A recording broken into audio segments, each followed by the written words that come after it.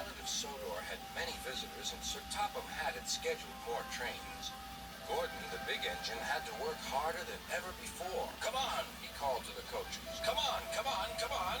The passengers rely on me to be on time."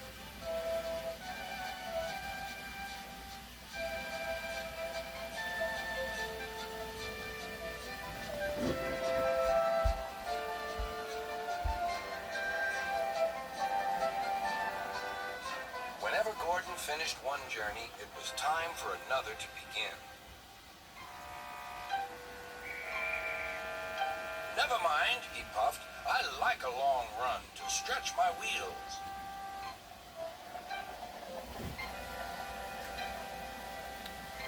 Even so, Sir Topham had decided that Gordon needed a rest. "James shall do your work," he said kindly. James was delighted. He liked to show off his smart red paint and was determined to be as fast as Gordon.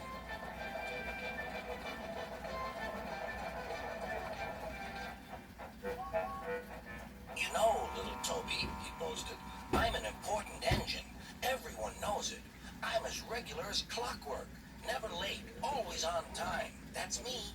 "Says you," replied Toby. Just then Sir Topham had arrived.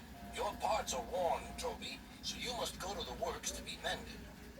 "Can I take Henrietta, sir?" "No. What would the passengers do without her?" Toby saw Percy by the water tower. "Don't worry, Toby. I'll take care of Henrietta until you get back."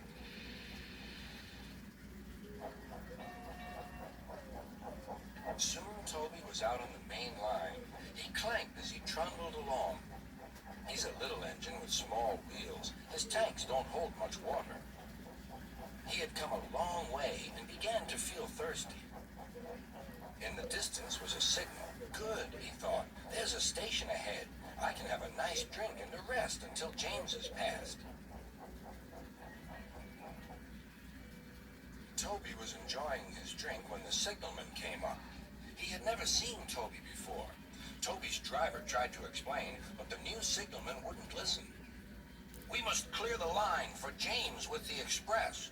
You'll have to get more water at the next station."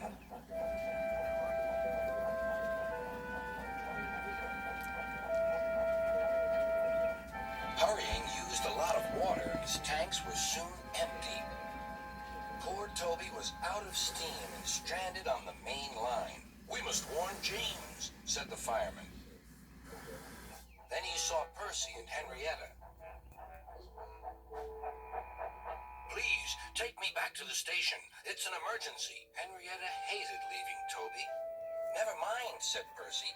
"You're taking the fireman to warn James. That's a big help."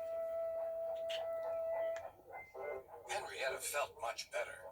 James was fuming when he heard the news. "I'm going to be late." "My fault," said the signalman. "I didn't understand about Toby." "Now, James," said his driver, "you'll have to push Toby." "What, me?" snorted James. "Me? Push Toby and pull my train too?" Grumbling dreadfully, James set off to find Toby.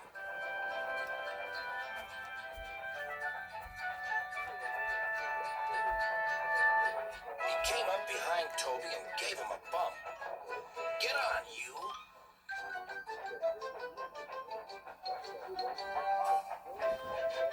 James had to work very hard.